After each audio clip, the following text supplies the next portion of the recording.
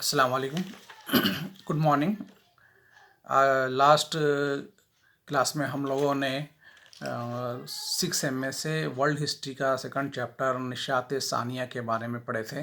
निशात सानिया के चैप्टर को ही हम आज इस का मौजू बनाएंगे। इस निशात सानिया के ताल्लुक़ से कल जो हम उन्वानात पढ़े थे उसमें निशात सानिया के अहम खदख्वाल क्या थे और इंसानी जज्बात का फ़रोग़ किस तरह से हुआ था, उसकी ह्यूमनिज़म क्या थी निशात सानिया की। इससे पहले ही मैं आप लोगों को बता चुका हूँ कि निशात सानिया के माने अहिया करना, दोबारा से तामीर करना, दोबारा से खड़ा करना, या फिर नए कल्चर को फ़रोग़ देना, या किसी चीज़ को फिर से दोबारा से ज़िंदगी देना, ये निशात सानिया कहलाता है। तो ये निशात सानिया जो है कुस्तुन दुनिया पर जब तुर्कों ने हमला करके कुस्तुन दुनिया को अपने कब्ज़े में ले लिया तो वहाँ से यूनानी उलमा जो है हिजरत करके यूरोप चले गए थे। यूरोप में इटली चले गए। इटली में सुकूनियत इख्तियार की थी। वहाँ उन्होंने इटली के उलमाओं को और यूरोप के उलमाओं को जो है रूमी तहज़ीब के ताल्लुक़ से आगाह किया था और रूमी तहज़ीब, रूमी कल्चर के ताल्लुक़ से उन्हें समझाया था। रूमी न बल्कि यूनानी इल्म को भी इन्होंने वहाँ पर तशरीह की थी, तबलीग़ की थी। तो इस तरह से यूनानी और रूमी तहज़ीब को, कल्चर को और उलूम को तो वहाँ पे उन लोगों को तबलीग़ करने की वजह से बर अज़म यूरोप के जो उलमा थे, इटली के जो उलमा थे, उनका इल्म सीख के लोगों में शऊर पैदा करना शुरू किया था। तो उसी के ज़रिए से क्या हुआ था बोले तो निशात सानिया के अहम खदख्वाल बयान होते और उसके बाद इंसानी जज्बात को फ़रोग़ हासिल हुआ था। तो उसके बाद आइए हम इसी को मौजू को आगे बढ़ाते हुए, उसी टॉपिक को हम आगे बढ़ाते हुए आज का जो निशात सानिया के अहम खदख्वाल थे, खुसूसियात थी, उन खुसूसियात में 3-4 खुसूसियात पर हम बात करेंगे। 3-4 खुसूसियात पर बात करेंगे क्योंकि सबसे अहम खुसूसियात इसमें भी बतलाई गई है आज़ादी और सकाफ़त। आज़ादी सकाफ़त यानी कि तहज़ीब और कल्चर की मुकम्मल आज़ादी निशात सानिया की वजह से यूरोप में आम लोगों को हासिल हुई थी।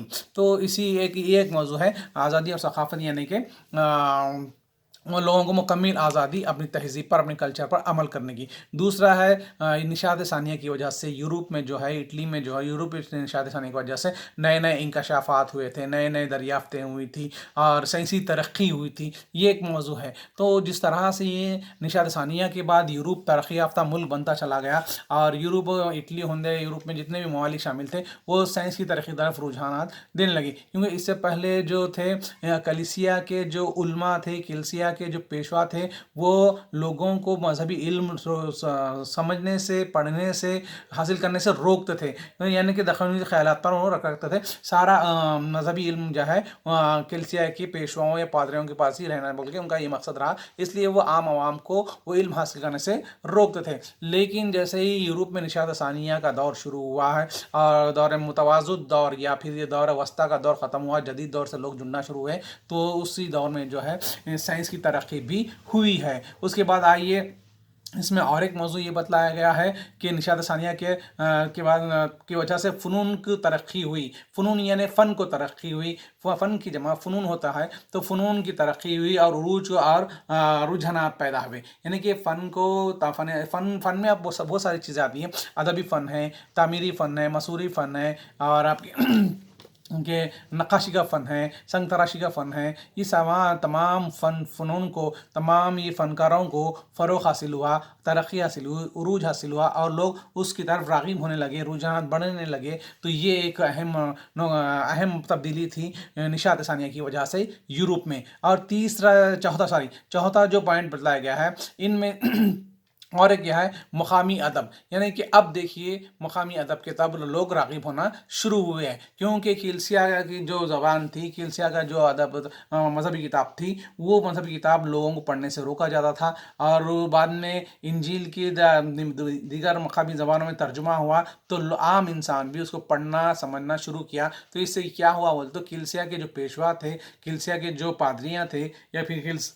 कलीसिया के जो پیشوا تھے ان کے اہمیت ختم ہونے لگی، ان کی عزت کم ہونے لگی. لوگ جان گئے تھے کہ اللہ کے سامنے، خدا کے سامنے سارے بندے ایک ہے، یہاں کوئی اونچ نیچ نہیں ہے، بلکہ تقوی کی بنیاد پر اللہ کے سامنے الگ الگ درجے مل سکتے ہیں، تقوی کی بنیاد پر. نہ کہ آپ عام انسان ہیں، عام پادریوں کو الگ مقام اور عام انسان کو الگ مقام، یا پیشواؤں کو الگ مقام عام انسان کو الگ مقام. ایسا نہیں، خدا کے سامنے سارے کے سارے انسان ایک ہے. تو اس طرح سے یہ علم ادب کو فروغ ہوا. ادب کو فروغ ہونے کے لوگ ادب کو فروغ ہونے کی وجہ سے، اور یورپ میں ادب کی ترقی ہونے کی وجہ سے لوگ علم سے جڑنے لگے اور علم کو سمجھنے لگے، علم حاصل کرنے لگے، اور علم حاصل کر کر لوگوں میں شعور بیدار ہوا اور احساسات بیدار ہوئے. تو اس سے یہ ہوا کہ جو کلیسیا اپنے آپ کو تعلیم پر اور مذہب پر اپنی اجارت داری قائم کر رکھے تھے، وہ اجارت داری ختم ہونے لگی، وہ ان کی گرفت کمزور ہونے لگی، اور ان کی اہمیت کمزور پڑنے لگی، اور ان کی اہمیت گھٹنے لگی. یہ کیوں ہوا؟ کیونکہ نشاط ثانیہ کی وجہ سے ہوا. نشاط ثانیہ کی وجہ سے کئی تبدیلیاں آئیں یورپ میں. یہ تبدیلی جو تھی متوازن دور سے عام انسان کو جدید دور سے جوڑنے میں اہم کردار ادا کی. تو اس کے بعد جدید دور شروع ہوتا ہے. تو سب سے پہلے ہم جو موضوع بات کیے تھے آزاد ثقافت. ثقافت کے معنی تہذیب کے ہوتے ہیں. تو ظاہر سی بات ہے آزاد ثقافت یعنی کہ تہذیب کی مکمل آزادی. وسیع النظری اور تنقیدی اسپارٹ نے تحصیلی علوم اور ثقافت کی آزادی عطا کی ہے. یعنی کہ وسیع النظر یعنی کھلا نظر ہونا چاہیے کسی بھی انسان. ایک بات، تعلیم یافتہ انسان جو ہے کھلے نظریات کا مالک ہوتا ہے.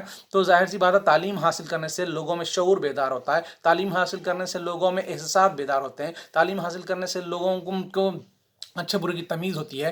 تو جب یہ نشاط ثانیہ یورپ میں برپا ہوا اور یورپ کے مملکتوں کو دوبارہ سے تبدیلی میں احیا کیا جانے لگا، نئی زندگی عطا کی جانے لگی، وسیع النظری اور تنقید اسپارٹ نے، یعنی کہ تنقید بھی کی جانے لگی اور وسیع النظر بھی لوگ تھے، تو انہیں تحصیل علوم یعنی علوم حاصل کرنے کی ثقافت کی آزادی عطا کی تھی. یعنی کہ لوگوں کو مکمل جو ہے علوم سیکھنے اور تہذیب سیکھنے کی مکمل آزادی عطا کی تھی. کلیسا دور متوازد میں علم و فنون کی تحصیل کا اجارہ دار تھا. یعنی کلیسا جو ہے ایک قبیلہ ہے کرسچنوں کا، یہ پیشوا تھے. تو کلیسا جو تھے وہ لوگوں پر کنٹرول کیے ہوئے تھے، مذہب پر اپنی اجارہ داری بتاتے تھے، اور اجارہ داری تھی بھی وہ لوگوں کی. وہ نہیں چاہتے تھے کہ عام انسان مذہب کو پڑھے، مذہب کو سمجھے یا مذہب پر عمل پیرا ہو، بلکہ انہیں ڈرا دھمکا کر، مذہب سے ڈرا کر یہ یوں کہا جا سکتا ہے کہ ان کو نفسیاتی مرض بنا دیا کہا جا سکتا ہے، یا ان کو غلام بنا دیا گیا تھا کہ عام انسان مذہب کا علم حاصل نہیں کر سکتا. جو کلیسیا کے پیشوا بولیں گے اسی پر عمل کرنا پڑے گا. کلیسیا کے پیشوا جو تھے رسم و رواج بتائیں گے، وہ اسی رسم و رواج پر لوگوں کو زندگی بسر کرنا ہوگا. لیکن نشاط ثانیہ کی وجہ سے جو ہے کلیسیا کے دور متوازد میں علوم و فنون کی جو تحصیل اجارہ داری تھی وہ ختم ہونے شروع ہوئی. تو اس سے پہلے جب تک یونانی علماء یورپ میں آ کر رومی تہذیب اور یونانی تہذیب کو تبلیغ نہیں کی تھی، تب تک سارے یورپ میں جو ہے تہذیب پر، کلچر پر، مذہب پر جو ہے کلیسیا کی اجارہ داری تھی، اور انہیں ان سے بے حد فائدہ حاصل تھا. کیونکہ کلیسیا کے جو پیشوا تھے مذہب پر پورا کنٹرول کر لیے تھے، اور تہذیب پر پورا کنٹرول کر لیے تھے، اور لوگوں کی آزادی پر پورا کنٹرول کر لیے تھے. تو جس کی وجہ سے کلیسیا کے پیشواؤں کو بے حد فائدہ حاصل ہو رہا تھا، بے حد منافع وہ حاصل کر رہے تھے. یہ عوام کو ان سے محروم کرنا چاہتے تھے. یہ جو ہے کلیسیا کے جو پیشوا تھے، یا کلیسیا کے جو پادریاں تھے، جو کلیسیا کے جو بڑے علماء تھے، وہ جو ہے عوام کو جو ہے مذہب کی اجارہ داری سے محروم کرنا چاہتے تھے. مذہب سے نہیں بلکہ کلچر سے، تہذیب سے بھی محروم کرنا چاہتے تھے. یوں سمجھیے کہ انہیں اپنا غلام بنا کر رکھنا چاہتے تھے. لیکن ایسا نہیں ہوا، کیونکہ 1443 عیسوی میں جب نشاط ثانیہ کا دور شروع ہوا تو اس دور کے بعد لوگوں میں شعور پیدا ہونا شروع ہوا، لوگوں میں احساسات پیدا ہونا شروع ہوئے، جس کی وجہ سے لوگ کلیسیا کا تقدس ختم ہونے لگا، پیشوں کا تقدس ختم ہونے لگا. لیکن نشاط ثانیہ نے انہیں کلیسیا کے پنجے سے آزاد کر دیا. میں بتایا نا کہ علوم پر، مذہب پر، مذہبی علم پر، رسم و رواج پر، وہ سارے کا سارا کنٹرول جو ہے کلیسیا کے پیشواؤں نے، کلیسیا کے علماؤں نے کنٹرول کر رکھا تھا، اور عوام کو ان کی آزادی سے محروم کر رکھا تھا، اور عوام کو مذہب کے رسم و رواج سے محروم کر رکھا تھا، کلچر سے محروم کر رکھا تھا. لیکن یہ سب کیا ہوا؟ نشاط ثانیہ کی وجہ سے ان کا دور ختم ہو گیا. دور متوازد یا دور وسطیٰ جو ختم ہو گیا، اور لوگ جدید دور میں داخل ہونا شروع ہوئے، جدید دور سے جڑنا شروع ہوئے، اور لوگ اپنی اہمیت کو سمجھنے لگے، اپنے احساسات کو سمجھنے لگے، اپنے جذبات کو سمجھنے لگے، اور کلیسیا کے پنجے سے اپنے آپ کو آزاد کرنا شروع کیا ہے، یہ نشاط ثانیہ کی وجہ سے۔ کیونکہ نشاط ثانیہ کی وجہ سے جو ہے لوگ جو ہے یورپ میں تبدیلی دیکھ رہے تھے، تبدیلی چاہ رہے تھے، تبدیلی ہو بھی رہی تھی، تو ظاہر سی بات ہے اس سے جو ہے کلیسیا کا جو تقدس تھا وہ ختم ہونے لگا اور ان کے پنجے سے آزادی کر دیا گیا۔ اس کے انفرادیت کو فروغ حاصل ہوا۔ کس کے انفرادیت کو فروغ حاصل ہوا؟ نشاط ثانیہ کی، فرد کے انفرادیت کو فروغ حاصل ہوا۔ فرد کے اس سے پہلے جو ہے کلیسیا جب علم پر، مذہب پر اجارہ داری قائم کر رکھی تھی، اس وقت فرد کی آزادی نہیں تھی، کسی ایک فرد کی بھی اہمیت نہیں دی جاتی تھی، لیکن نشاط ثانیہ کی وجہ سے انفرادیت کو فروغ حاصل ہوا، یعنی کہ فرد کی آزادی کے پروان چڑھنے لگا، فرد کی آزادی حاصل ہونے، ایک فرد کو مکمل آزادی حاصل ہونے لگی، اور وہ اپنے مذہب پر، اپنے رسم و رواج پر پوری طرح سے پیروکار ہو سکتا تھا، اور پوری طرح سے اپنے رسم و رواج انجام دے سکتا تھا، اپنی تہذیب سے جڑ سکتا تھا۔ عوام اب کلیسیا کی عظمت اور برتری سے انحراف کرنے لگی، یعنی کہ اب دیکھیے جب نشاط ثانیہ یورپ میں برپا ہوا، یا یورپ میں نشاط ثانیہ کا دور شروع ہوا، جدید دور میں لوگ جڑنے لگے، تو لوگ جو ہے کلیسیا کی عظمت اور برتری سے انحراف کرنے لگے، انحراف یعنی کہ انکار کرنے لگے۔ اب یہ لوگ علم حاصل کرنا شروع کر دیے تھے، مذہبی کتابیں پڑھنے شروع کر دیے، نہ صرف انجیل بلکہ دوسری مذہبی کتابوں کو بھی کافی مطالعہ کر رہے تھے، جس کی وجہ سے اس میں شعور بیدار ہوتا، لوگوں میں شعور بیدار ہو رہا تھا، اور انفرادی اہمیت معلوم ہو رہی تھی۔ تو جیسے ہی یہ لوگ انفرادی اہمیت معلوم ہوئی، یہ لوگ علم سے واقف ہو گئے، مذہب سے واقف ہو گئے، مذہب کے علم کو حاصل کر کے مذہب کو سمجھنا شروع کیا، تو اس کی وجہ سے کلیسیا کی عظمت اور برتری سے لوگ انکار کرنے لگے، انحراف کرنے لگے۔ مذہبی پیشواؤں کو خدا کی نظر میں وہی مقام حاصل ہے جو ایک عام آدمی کو حاصل ہے، یعنی کہ اب لوگوں کی بات سمجھ میں آ گئی ہے کہ مذہبی پیشواؤں کو خدا کی نظر میں، اللہ کی نظر میں وہی مقام حاصل ہے جو ایک عام انسان کو بھی حاصل ہے۔ یہ کیوں ہوا؟ نشاط ثانیہ کی وجہ سے ہوا۔ لوگ اب باشعور بننا شروع ہو گئے تھے علم حاصل کر کے۔ جب تک ان لوگوں کے درمیان کسی قوم یا کسی قبیلے یا کسی ملک یا کسی ریاست میں علم عام نہیں ہوتا، تب تک وہاں کے لوگ غلامی زندگی جیتے ہیں۔ جب انسان علم حاصل کر لیتا ہے تو ظاہر سی بات ہے وہ سماج، وہ طبقہ، وہ قبیلہ، وہ شہر، وہ ریاست، وہ ملک جو ہے ترقی یافتہ کہلاتا ہے، باشعور کہلاتا ہے۔ تو علم کا حاصل کرنا ضروری ہے۔ تو یہ لوگ یورپ میں جو ہے کیوں یہ لوگوں میں شعور بیدار ہوا؟ کیونکہ وہ علم حاصل کرنا شروع کیے تھے، مذہب کو پڑھنا شروع کیے تھے، مذہب کو جاننا شروع کیے تھے، اور تمام علم سے واقف ہونا شروع ہوئے تھے، جس کی وجہ سے کلیسیا کی عظمت اور برتری سے انحراف کرنے لگے، انکار کرنے لگے، اور یہ سمجھ میں آیا کہ خدا کی نظر میں جو ہے پیشوا بھی اور عام انسان بھی ایک ہی ہے، ایک ہی مقام حاصل ہے ان دونوں کو۔ دراصل عوام اب دقیانوسی اور ہم پرستی کے خلاف صف آرا ہو گئے، یعنی کہ دراصل عوام اب علم حاصل کرنے کے بعد، ثقافت کو سمجھنے کے بعد، کلیسیا کی عظمت و برتری سے انکار کرتے ہوئے، دراصل عوام جو ہے دقیانوسیت اور وہم پرستی کے خلاف صف آرا ہو گئے، یعنی کہ اس کے خلاف کھڑے ہو گئے۔ جو دقیانوسی رسومات تھے، دقیانوسی جو رسم و رواج تھے، دقیانوسی جو علم تھا، اور وہم پرستی کیا تھی؟ کلیسیا عوام سے کیا خطاب کرتا تھا کہ سارا کا سارا خدا کا جو حکم ہے ہمارے پاس آتا ہے، ہم آپ تک پہنچا دیں، اور کلیسیا کے جو پیشوا تھے وہ خدا کے نیک بندے اپنے آپ کو سمجھتے تھے، لیکن یہ وہم پرستی کا بھی دور ختم ہو گیا ہے، اور وہم پرستی کے خلاف عوام کھڑی ہونی شروع ہوئی ہے۔ عوام پرستی کے خلاف سب آرا ہو گئے، یہ سارے عوام جو ہے یہ مذہب کی وہم پرستی ہوندے، دقیانوسی خیالات ہوندے، اس کا خاتمہ کرنے کے لیے سب آرا ہو گئے، تیار ہو گئے، لوگ باشعور بننا شروع ہوئے۔ اس کے بعد آئیے سائنس کی ترقی۔ تو سائنس کی ترقی دیکھیے، نشاط ثانیہ کی وجہ سے طبعی اور تجرباتی سائنس نے ترقی کی کائنات کے بارے میں کلیسیا نے جن عقائد اور خیالات کا پرچار کیا تھا اس کو ختم کر دیا گیا ہے، یعنی کہ نشاط ثانیہ کی وجہ سے طبعی اور تجرباتی سائنس نے ترقی کی ہے۔ کائنات کے بارے میں جو کلسیا کے پیشواؤں نے لوگوں کے ذہن میں بات بٹھا دی تھی، کہی تھی، جن عقائد اور خیالات کا پرچار کیا تھا کلسیا کے کائنات کے بارے میں، دنیا کے بارے میں، تو وہ اس کا خاتمہ ہونا شروع ہوا ہے۔ کیوں؟ نشاط ثانیہ کی وجہ سے۔ اور عالم کا نظریہ زمین کو نظم شمسی میں مرکزی مقام حاصل ہے، یعنی کہ عالمی جو نظریہ یہ تھا، کلسیا کا یہ نظریہ تھا کہ کلسیا کے پیشوں کا یہ نظریہ تھا کہ نظام شمسی میں زمین جو ہے مرکزی مقام حاصل ہے، جبکہ یہ بات نہیں تھی، زمین کو مرکزی مقام حاصل نہیں ہے۔ سائنس نے یہ ثابت کر دیا کہ زمین مرکزی مقام نہیں ہے کائنات کی یا نظام شمسی کی۔ نظام شمسی میں جو 7 سیارے ہیں، ان سیاروں میں زمین کو جو مقام ہے وہ مرکزی مقام حاصل نہیں ہے۔ تو زمین کو نظام شمسی میں مرکزی مقام حاصل ہے بول کے یہ کلسیا نے بتایا تھا، کلسیا کے پیشواؤں نے بتایا تھا، لیکن غلط ثابت ہوا، یہ بات غلط ثابت ہوئی کہ نظام شمسی میں زمین کو مرکزی مقام حاصل نہیں ہے۔ میں سمجھتا ہوں کہ زمین کو تیسرا مقام حاصل ہے نظام شمسی میں، تیسرا سیارہ، سب سے بڑا تیسرا سیارہ یہ زمین ہے۔ لیکن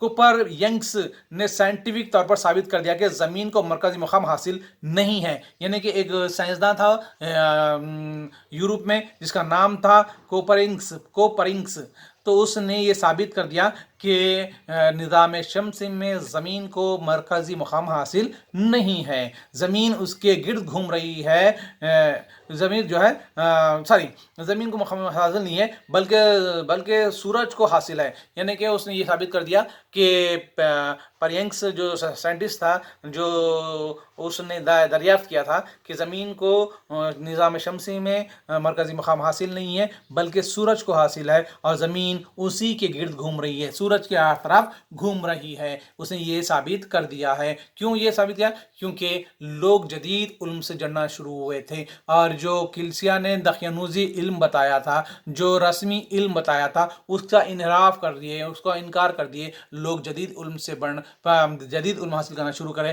اور یہ ثابت کر دیے کہ زمین مرکزی مقام، زمین کو نظام شمسی میں مرکزی مقام حاصل نہیں ہے بلکہ سورج کو مرکزی مقام ہے، اور سورج کے اطراف زمین گھومتی ہے، سورج کے اطراف زمین ہی نہیں، جتنے سیارے ہیں وہ سارے گھومتے ہیں، تو اس نے گھوم رہے ہیں۔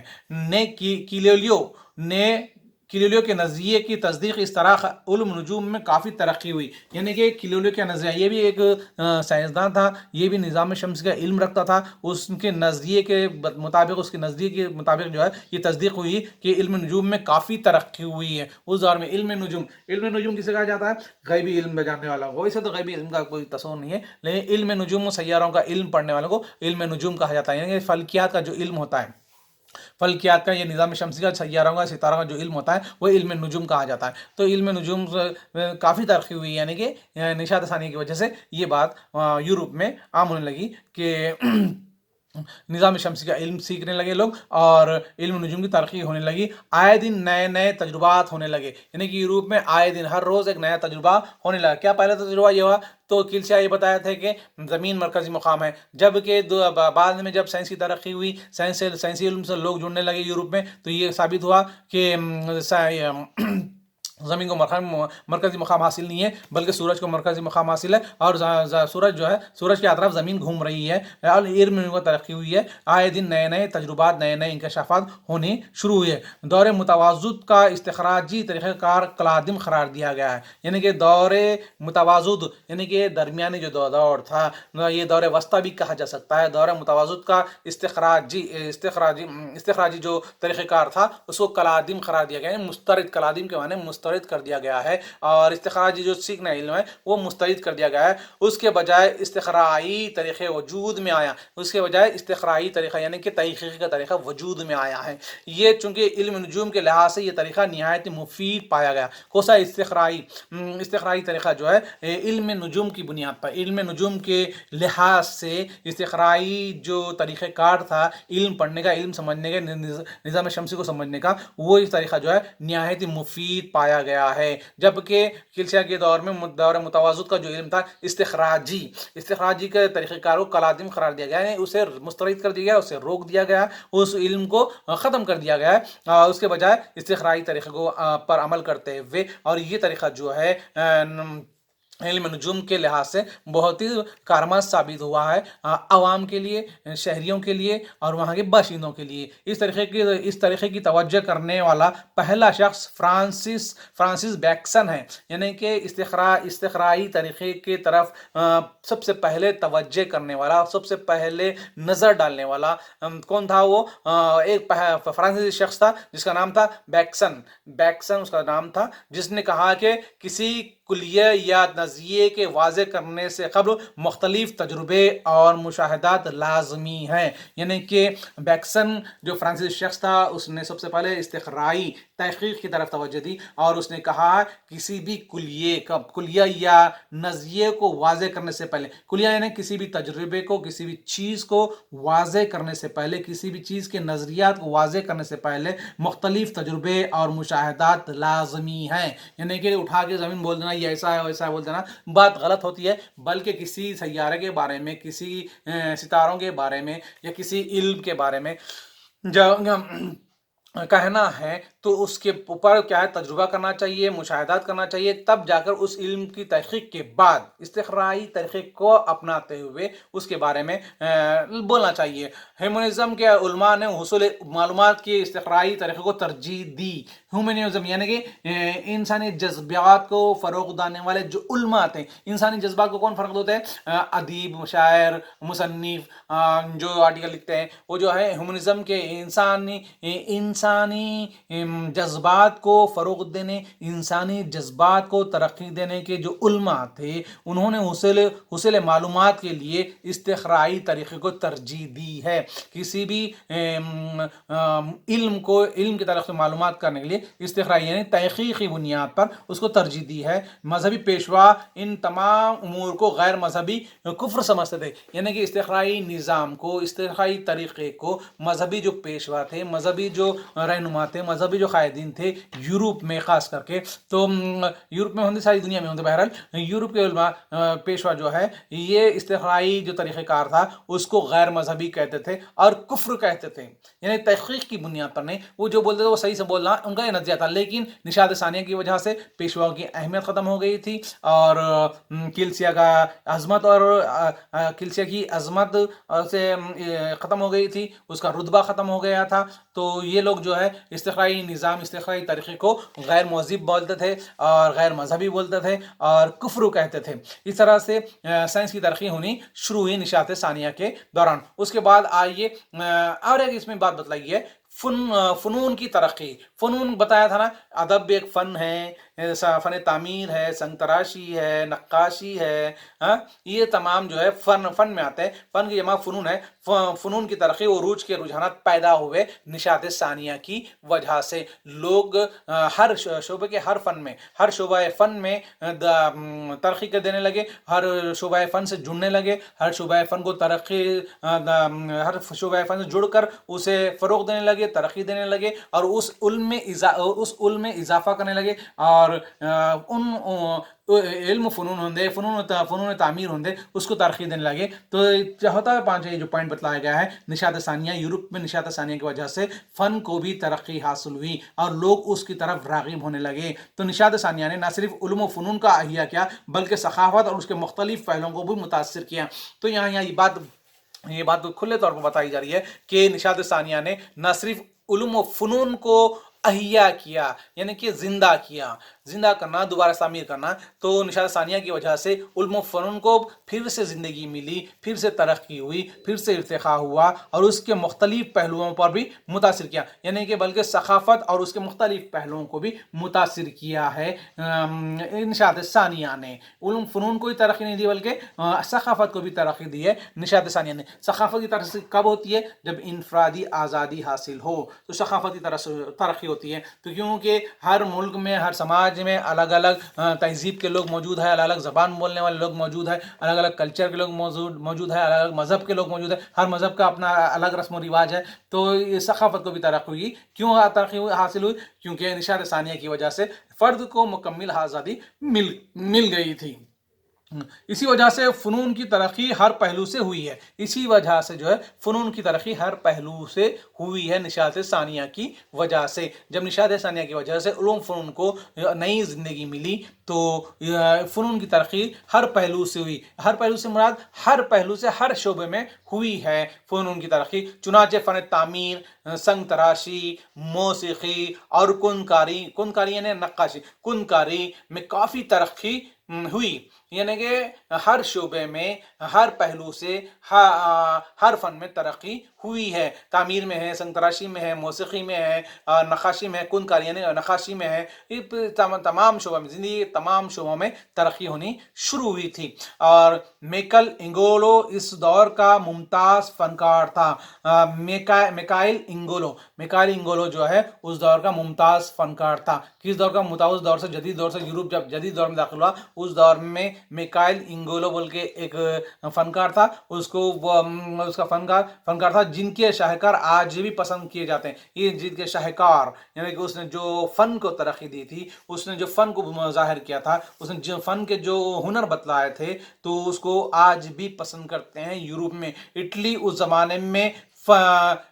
زمانے میں ان فنون کا مرکز تھا. اٹلی یہ سارے فن کا, سنگ تراشی کا ہوندے, موسیقی کا ہوندے, کنکاری کا ہوندے یا پھر تعمیرات کا ہوندے, اٹلی جو ہے وہ اس زمانے میں ان فنون کا مرکز تھا, اہم مقام تھا. اس طرح سے یہ ترقی ہوئی ہے نشاط ثانیہ کی وجہ سے. اس کے بعد آئیے مقامی ادب. اب دیکھیے مقامی ادب کیا ہے. مقامی زبان اور فنون کی ترقی روز افزا کی ہو گئی. یعنی کہ روز افزا ہو گئی. مقامی زبان اور فنون کی ترقی روز افزا یعنی کہ روز بروز مقامی زبان میں بھی ترقی ہونے لگی, فنون میں بھی ترقی ہو گئی. لاطینی جو دور متوسط کی علمی زبان تھی, لاطینی جو ہے دور متوسط یعنی کہ دور وسطیٰ کا علمی زبان تھی لاطینی. اب عوام کو اس زبان سے کوئی دلچسپی نہیں تھی. نشاط ثانیہ کی وجہ سے لاطینی دور متوسط میں جو ہے لاطینی زبان کو علم کی زبان سمجھا جاتا, لیکن عوام کو عام اپنی زبان میں بھی علم حاصل کرنے کا موقع فراہم ہوئے. تو جس کی وجہ سے جو ہے کیا بولتے لاطینی زبان میں لوگوں کی دلچسپی ختم ہو گئی اور لوگوں کی دلچسپی نہ تھی. تو اس طرح سے عوام جو ہے لاطینی زبان کو پسند نہیں کرنے لگے یا دلچسپی لینے لگے, بلکہ اپنی زبان میں, اپنی مادری زبان میں علم حاصل کرنا شروع کیا تھا. وہ ذریعہ تعلیم اور اظہار خیال کے لیے آسان زبان کی متعلق تھے. عوام جو ہے ذریعہ تعلیم کے لیے, اظہار خیال کے لیے آسان زبان کو ترجیح دے رہے تھے, آسان زبان کی تلاش میں تھے. اس کا نتیجہ یہ ہوا کہ براعظم یورپ کے مختلف زبانوں کے کافی ترقی ہوئی ہے. یعنی کہ لاطینی زبان کو لوگ نہیں سیکھ رہے تھے, لوگ جو ہے اس زبان کو دلچسپی نہیں لے رہے تھے اس زبان کو سیکھنے میں, اور وہ عوام جو ہے ذریعہ تعلیم جو ہے آسان زبان میں, اظہار خیال آسان زبان میں ہونا چاہیے اس کا تلاش کر رہے تھے, ایسی زبان تلاش کر رہے تھے, ایسی زبان کو ترجیح دے رہے تھے. اس کا نتیجہ یہ ہوا کہ براعظم یورپ کے مختلف زبانوں کو کافی ترقی ہوئی. براعظم یورپ میں جو ہے مختلف جو زبانیں تھیں اس کو کافی ترقی ہوئی ہے لاطینی زبان کو نظر انداز کرنے کی وجہ سے. لاطینی زبان سے لوگ دلچسپی کا اظہار نہیں کر رہے تھے. تو یورپ میں جتنے لوکل زبان تھے, مقامی زبانیں تھیں, ان کو ترقی ہوئی. ہر شخص حصول معلومات کے لیے اپنی مادری زبان کو ترجیح دینے لگا. ہر شخص, یورپ کا ہر شخص جو ہے علم حاصل کرنے کے لیے اپنی مادری زبان کو ترجیح دینے لگا. یہ بات واضح ہے کہ ہر جو فلسفر ہو یا پھر مقرر ہو کہتا ہے کہ بچے کی ابتدائی تعلیم مادری زبان میں ہونی چاہیے, تو وہ ہر چیز کو اچھی طریقے سے سمجھ سکتا ہے, ہر چیز کو اچھی طریقے سے اظہار کر سکتا ہے, اپنے خیالات کا اظہار کر سکتا ہے. تو جب یورپ میں لاطینی زبان کو ختم کر دیا گیا, لاطینی زبان میں دلچسپی لینے لگے, تو لوگ جو ہے اپنی اپنی مقامی زبانوں کو ترجیح دینے لگے ہیں. اور یہ بھی کہا ہے کہ ہر شخص جو ہے حصول معلومات کے لیے اپنی مادری زبان کو ترجیح دینے لگے. یعنی کہ مادری زبان میں جو علم حاصل کیا جاتا ہے یقیناً وہ علم بہت ہی پختہ ہوتا ہے اور بہت ہی معلومات فراہم ہوتا ہے, اور اظہار خیال کے لیے بہت ہی کارآمد ثابت ہوتا ہے مادری زبان میں حاصل کیا ہوا علم. इल्म। तो वहाँ के जो यूरोप के बाशिंदे थे, यूरोप के जो शहरी थे, वो मुकामी ज़बान के अलावा अपनी मादरी ज़बान को तरजीह दे रहे थे। इस मामले में इटली पहला मुल्क था जिसने काफ़ी तरक्की दी, यानी कि मुकामी ज़बान मादरी ज़बान को तरक्की देने में सबसे पहले इटली था जिसको उसको काफ़ी तरक्की हुई है। इटली में सबसे पहला था जिसने काफ़ी तरक्की की थी अपने शहरियों को मादरी ज़बान में इल्म सीखने के मौके फराहम करने की वजह से इटली को बहुत ज़्यादा तरक्की हासिल होती। अतालवी ज़बान के कई नामवर शोरा अदबा उस ज़माने में पैदा हुए। अतालवी यानी इटली की जो ज़बान होती है, अतालवी ज़बान मुकामी ज़बान थी ये, तो अतालवी ज़बान में उस दौर में कई शोरा नामवर शोरा अदीब पैदा हुए। चुनाचे डांटे और पीटर यार्क और बोकासियो ये मशहूर मारूफ शोरा थे, यानी कि इटली के कौन सी ज़बान में, अतालवी ज़बान की ये मशहूर शोरा डांटे होंदे, पीटर यार्क होंदे या फिर बोकासियो होंदे, ये तमाम जो है उस दौर के मशहूर शोरा थे, मशहूर अदीब थे, मशहूर मारूफ अदीब थे। अंग्रेज़ी ज़बान का मशहूर अदीब इसी दौर में गुजरा है। अंग्रेज़ी ज़बान का मशहूर अदीब जो था इसी ज़बान में गुजरा है, यानी कि अंग्रेज़ी ज़बान में उसी ज़माने में गुजरा है, उसी दौर में गुजरा है अंग्रेज़ी ज़बान का अदीब भी।